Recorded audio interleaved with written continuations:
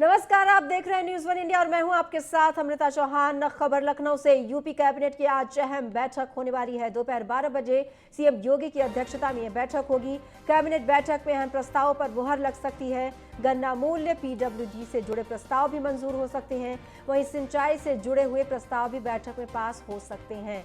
तो लगातार गन्ना मूल्य की बढ़ोतरी की मांग करते रहे हैं किसान, और किसानों ने मुलाकात भी की थी मूल्य बढ़ाने को लेकर सीएम योगी आदित्यनाथ से। और योगी आदित्यनाथ ने आश्वासन भी दिया था किसानों को कि उन्हें निराश नहीं किया जाएगा। और माना जा रहा है कि आज जब कैबिनेट की अहम बैठक होगी तो उसमें किसानों के लिए कुछ अच्छी खबर आ सकती है। और अश्विनी द्विवेदी हमारे साथ जुड़ गए हैं ज्यादा जानकारी के लिए लाइव लखनऊ से। अश्विनी, आज अहम बैठक होनी है कैबिनेट की, कितने बजे यह बैठक शुरू हो जाएगी?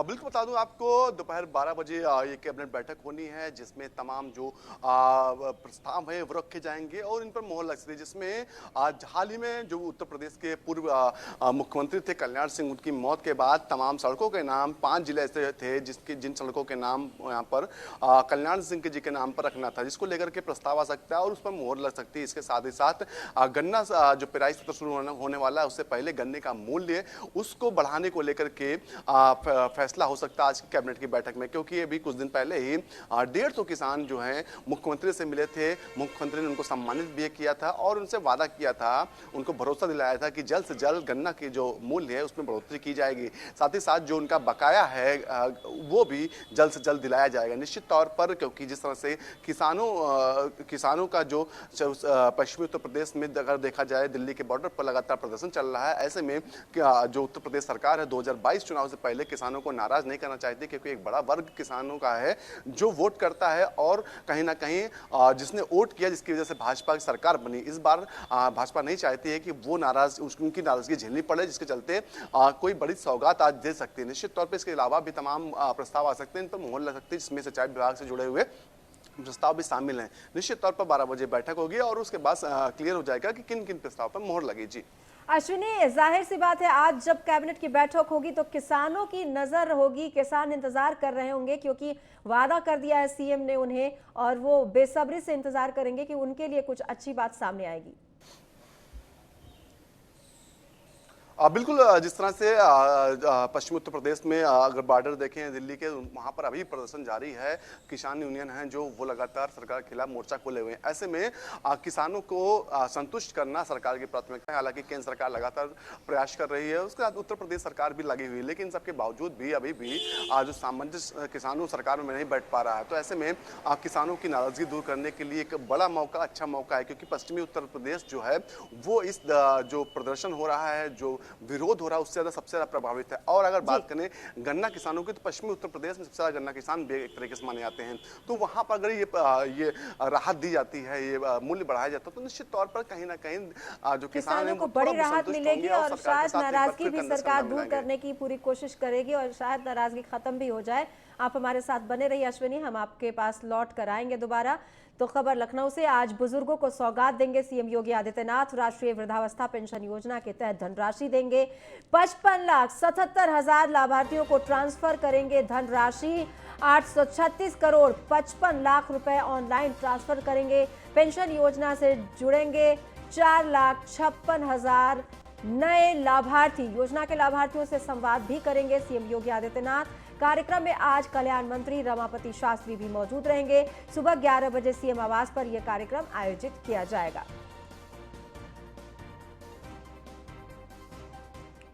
और अश्विनी लगातार हमारे साथ बने हुए हैं ज्यादा जानकारी के लिए। अश्विनी, आज 11 बजे अब जो बुजुर्ग लोग हैं उनके लिए काफी कुछ होने जा रहा है। सीएम योगी आदित्यनाथ लाभार्थियों को यहाँ पर जो राशि है, धनराशि, वो सीधे खाते में भेजेंगे।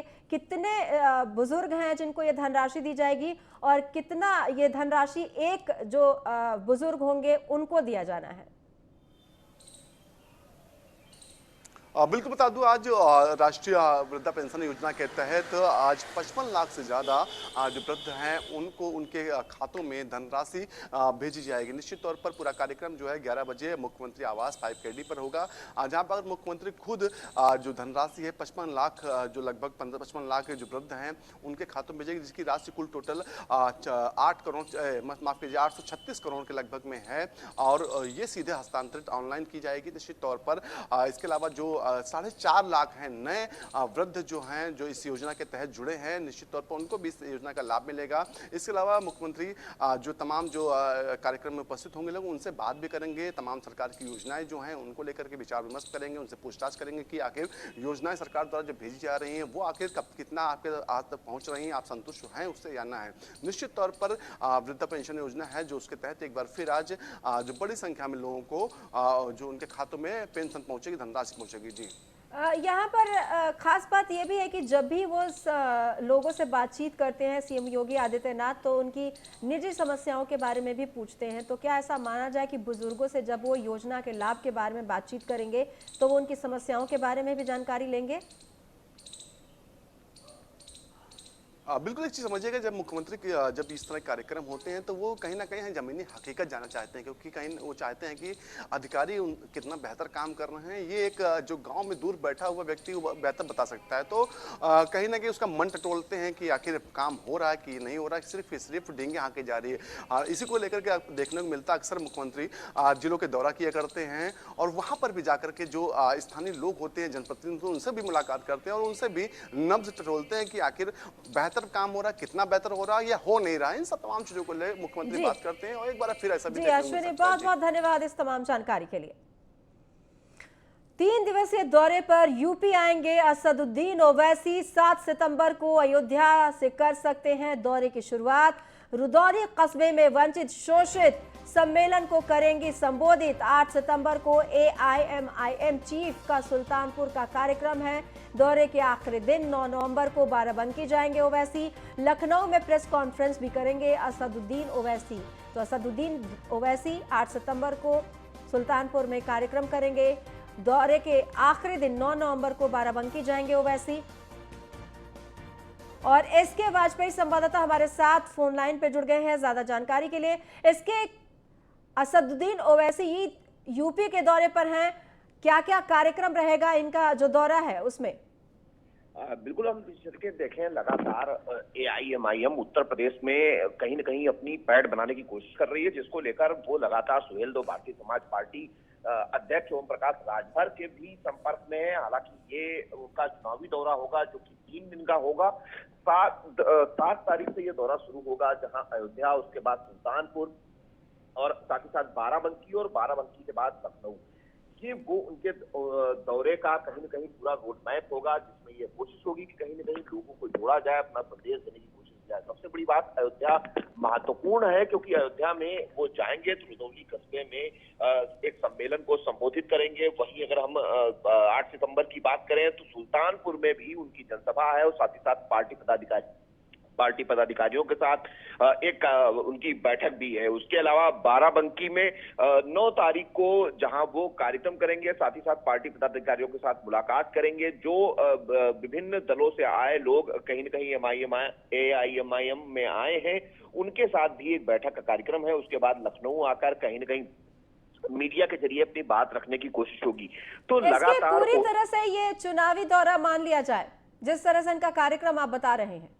बिल्कुल, निश्चित तौर पर ये चुनावी दौरा है और कहीं न कहीं उत्तर प्रदेश में अपनी पैठ बनाने की कोशिश है। और अगर हम देखें तो बड़ी पार्टियों पर कहीं न कहीं दबाव बनाने की कोशिश है कि उनको बार्गेन में कुछ बड़ा मिल जाए, उसको लेकर लगातार वैसी कोशिश कर रहे हैं। हालांकि उनको उन्होंने समाजवादी पार्टी को पहले भी उन्होंने ऑफर दिया था कि वो चाहें तो वो उनके साथ जा सकते हैं, लेकिन सपा सुप्रीमो की तरफ से अभी तक इस पर कोई जवाब नहीं आया है। और लगातार वो ओम प्रकाश की जो सेकुलर मोर्चा ओम प्रकाश ने बनाया, कहीं न कहीं उसके साथ वो लगातार लगे हुए हैं। ओम प्रकाश के साथ उनकी कई बार बैठकें हो चुकी हैं। कहीं न कहीं 2022 को लेकर लगातार वो ये घोषणा भी करते रहे हैं। खास बात है, ठीक है, घोषणाएं तो होंगी और चुनावी दौरा होता रहेगा। खास बात यह है कि जो भी राजनीतिक पार्टी उत्तर प्रदेश का दौरा कर रही है वो शुरुआत अयोध्या से कर रही है और ये भी अयोध्या के दौरे पर आ रहे हैं। क्या बिल्कुल मैसेज देने की कोशिश है? बिल्कुल, अगर हम अयोध्या की बात करें तो धर्म नगरी और कहीं न कहीं उत्तर प्रदेश समेत देश के लिए जरूर एक आस्था का केंद्र है और लगातार चाहे वो जो भी पार्टियां हो कोशिश कर रही हैं। अगर हम बीएसपी को देखेंगे तो उसने भी अपना प्रबुद्ध सम्मेलन अयोध्या से ही शुरू किया था।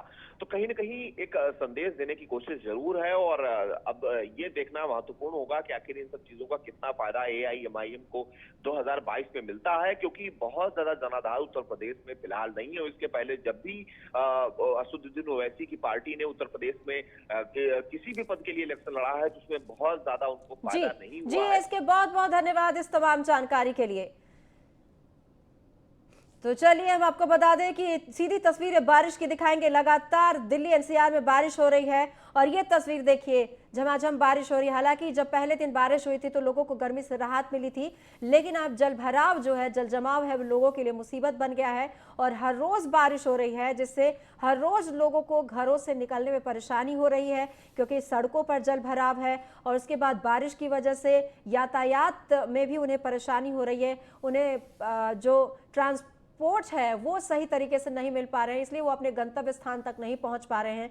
तो ये सीधी तस्वीर हम आपको दिखा रहे हैं किस तरह से बारिश और उसके बाद सड़कों पर जल भराव और लोगों को भारी परेशानी उठानी पड़ रही है। कल तो जो तस्वीर हमने आपको दिखाई थी उसमें ये आलम था कि कमर से भी ऊंचा पानी भरा हुआ था सड़क पर और लोग बड़ी मुश्किल से निकल पा रहे थे, अपनी गाड़ियों को धक्का देकर पानी से बाहर निकाल रहे थे। और आज ये तस्वीर, सीधी तस्वीर हम आपको दिखा रहे हैं कि किस तरह से जल भराव हो चुका है और लोग गुजर रहे हैं, लेकिन ये देखिए कितनी समस्या हो रही है। पानी से निकलने की कोशिश, जद्दोजहद करते हुए लोग अपने गंतव्य स्थान तक पहुंचने के लिए कई जगहों पर सड़कों पर गाड़ियां फंसी हुई हैं, निकलने की कोशिश की जा रही है और लोग ट्रैफिक की समस्या भी झेल रहे हैं, क्योंकि पानी भर जाने की वजह से गाड़ियों की जो रफ्तार है वो बहुत धीमी हो जाती है और उस धीमी रफ्तार की वजह से वक्त पर जहां कहीं भी किसी को जाना होता है वो पहुंच नहीं पाते हैं। अमूमन काम में देरी हो जाती है और कई काम ऐसे होते हैं जो बनते बनते बिगड़ जाते हैं।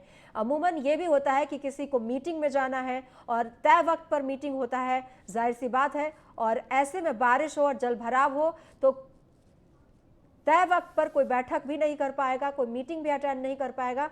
तो ये तमाम सारी परेशानी है जो लोगों को उठानी पड़ रही है पिछले 3-4 दिनों से। तो लगातार बारिश हो रही है दिल्ली एनसीआर में और दिल्ली एनसीआर में बारिश की वजह से हाल बेहाल है। ये देखिए, अब पानी इतना भर चुका है कि यहां से लोगों को गुजरना मुश्किल हो रहा है। तो भारी परेशानी उठानी पड़ रही है लोगों को। दिल्ली में भारी बारिश के बाद हाल बेहाल है और जल जमाव से आमजन बेहाल है। मुंबई में भी लगातार लोगों को परेशानी उठानी पड़ रही है, क्योंकि वहां भी भारी बारिश हो रही है, बारिश रुकने का नहीं ले रही है, वहां भी जल भराव है। दरअसल मुंबई का हाल इतना बुरा हो जाता है कि लोग घरों से भी नहीं निकल पाते हैं और ये दिल्ली एनसीआर की तस्वीर हम लगातार आपको दिखा रहे हैं। मुंबई की भी तस्वीर हमने आपको दिखाई कि मुंबई में भी किस तरह से परेशानी हो जाती है लोगों को। दिल्ली में बारिश के बाद बुरा हाल है, जल जमाव से आमजन बेहाल है, कई जगहों पर सड़कों पर गाड़ियां फंसी हुई हैं और ये मौसम विभाग ने अलर्ट भी जारी किया है, येलो अलर्ट जारी किया है उत्तर प्रदेश में। ये देखिए तस्वीरें किस तरह से लोगों को परेशानी हो रही है, यहाँ पर वाहन गुजरते हुए ये तस्वीरें हम आपको लगातार दिखा रहे हैं। राजधानी के कई अलग अलग इलाकों की ये तस्वीरें हैं जहां से ये गाड़ियां गुजर रही हैं और लोगों को बहुत परेशानी हो रही है। गाजियाबाद की भी तस्वीर, गाजियाबाद में भी लोगों को भारी परेशानी हो रही है क्योंकि बारिश ने रिकॉर्ड तोड़ दिया है और 19 साल का कहा जा रहा है कि रिकॉर्ड टूटा है। 26 घंटों से रुक रुक कर बारिश हो रही है और लोगों को भारी परेशानी उठानी पड़ रही है। लोग कहीं ढंग से जा नहीं पा रहे हैं, अगर कहीं जा भी रहे हैं तो बारिश में या तो भीग जाते हैं या फिर ट्रैफिक में फंस जाते हैं या फिर सड़कों पर जल भराव की वजह से उन्हें काफ़ी दिक्कत होती है, उन्हें घंटों जाम में फंसा रहना पड़ता है और तय समय पर भी वो नहीं पहुंच पाते हैं। घर से लोग बहुत पहले ही बारिश को देखते हुए निकल रहे हैं, उसके बावजूद भी लोग अपने गंतव्य स्थान पर नहीं पहुंच पा रहे हैं तय समय पर। तो लगातार बारिश हो रही है। हालांकि आपको बता दें कि नगर पालिका का काम है कि जल भराव की समस्या को देखना है कि सड़कों पर पानी ना जमे।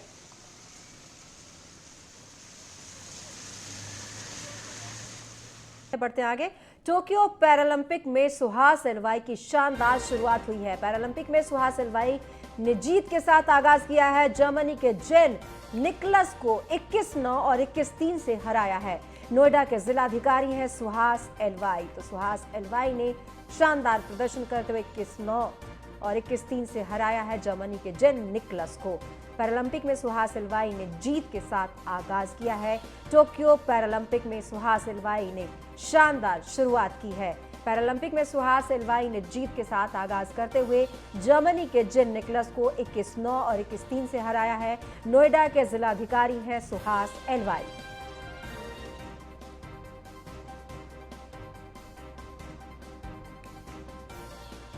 तो पैरालंपिक में सुहास एलवाई ने जीत के साथ आगाज किया है। जर्मनी के जेन निकलस को 21-9 21-3 से हराया। नोएडा के जिलाधिकारी हैं सुहास एलवाई।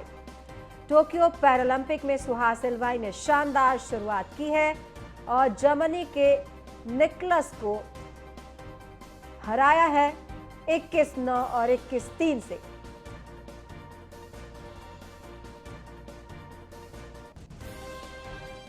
मऊ से खबर, शौचालय के टैंक में असलाहा बरामद किया गया है। दरअसल ये कारखाना बना था और यहां पर असलाहा अवैध तरीके से तैयार किया जाता था। मऊ पुलिस ने असलाहा फैक्ट्री पर बड़ी कार्रवाई की है। तो शौचालय के टैंक में असलाहा फैक्ट्री बरामद की गई है। यहां पर अवैध तरीके से असलाहा बनाने का काम चल रहा था। प्रदीप पांडे संवाददाता हमारे साथ जुड़ गए हैं ज्यादा जानकारी के लिए। प्रदीप, जिसे गिरफ्तार किया गया है उसने क्या कुछ बताया है पुलिस को? देखिए, ये पहले से कार्रवाई चल रही थी। बाथरूम के नीचे जो तहखाना बनाया गया था वहां पुलिस ने रातों रात छापेमारी कर, जबकि गोरखपुर एसटीएफ की मदद के द्वारा पकड़ा गया था।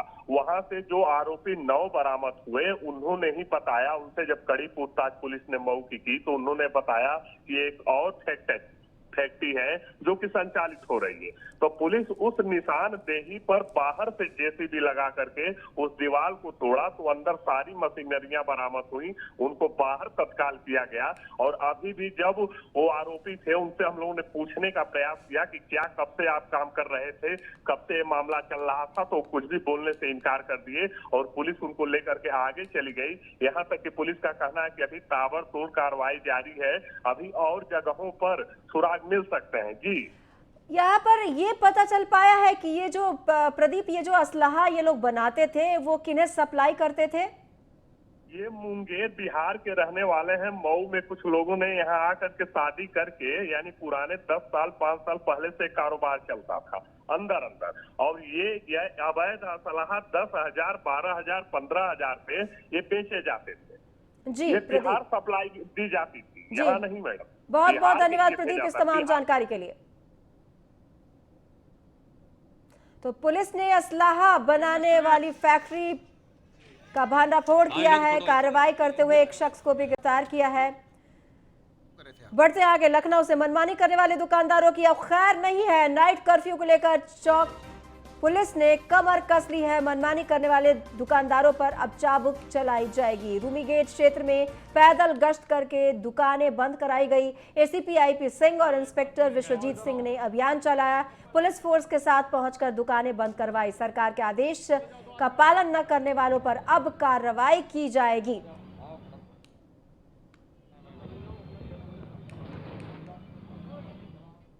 खबर लखनऊ से, थाना ठाकुरगंज के इलाके में चोरों का बोलबाला है। बाइक सवार युवक महिला का मोबाइल छीनकर फरार हो गया। मोबाइल छीनकर भागते हुए यह युवक सीसीटीवी में कैद हो गया। ठाकुरगंज के हुसैनाबाद चौकी के पीर बुखारा की यह घटना है। तो दरअसल ये बाइक सवार जो कि मोबाइल छीनता हुआ नजर आया है सीसीटीवी कैमरे में। एक महिला जब गुजर रही थी तो पहले से ही इस युवक ने नजर रखी हुई थी इस महिला पर, और जैसे ही वो महिला सड़क पर चलने लगी उसने महिला का मोबाइल छीना और मौके से फरार हो गया। तो थाना ठाकुरगंज के इलाके में चोरों का बोलबाला देखने को मिल रहा है और ये पूरी वारदात सीसीटीवी कैमरे में कैद हो गई है। बाइक सवार युवक ने महिला का मोबाइल छीना और मौके से फरार हो गया। तो दरअसल ये बाइक सवार युवक पहले से ही महिला को महिला पर नजर रख रहा था और मौका देखते ही इस बाइक सवार ने महिला से मोबाइल छीन लिया और मौके से फरार हो गया। लेकिन इस बदमाश की सारी करतूत वहां लगे सीसीटीवी कैमरे में कैद हो गई और अब शायद इसका पता लगाने में पुलिस को आसानी हो जाए, क्योंकि ये साफ तौर पर दिखाई दे रहा युवक जैसे ही इसने मोबाइल छीना और ये फरार हुआ। तो थाना ठाकुरगंज के इलाके में मोबाइल चोर काफी सक्रिय है। दरअसल ये स्नैचर हैं, चोर भी नहीं है, ये स्नैचर है। सरेआम मोबाइल इस्तेमाल करने वालों पर नजर रखते हैं और मौका देखते ही मोबाइल छीनकर फरार हो जाते हैं। तो ये मोबाइल स्नैचर कहना बेहतर होगा इन लोगों को, क्योंकि मौका देखते ही ये मोबाइल इस्तेमाल करने वालों पर झपटते हैं, मोबाइल छीनते हैं और मौके से फरार हो जाते हैं। और यही घटना लखनऊ में देखने को मिली। ठाकुरगंज इलाका है ये, जहां पर बदमाश ने मोबाइल छीना और मौके से फरार हो गया। तो दरअसल महिला को यह अंदाजा भी नहीं था कि इस पर यह बदमाश नजर रख रहा है और मौका देखते ही इसने मोबाइल छीन लिया। फिलहाल इस बुलेटिन में इतना ही। नमस्कार।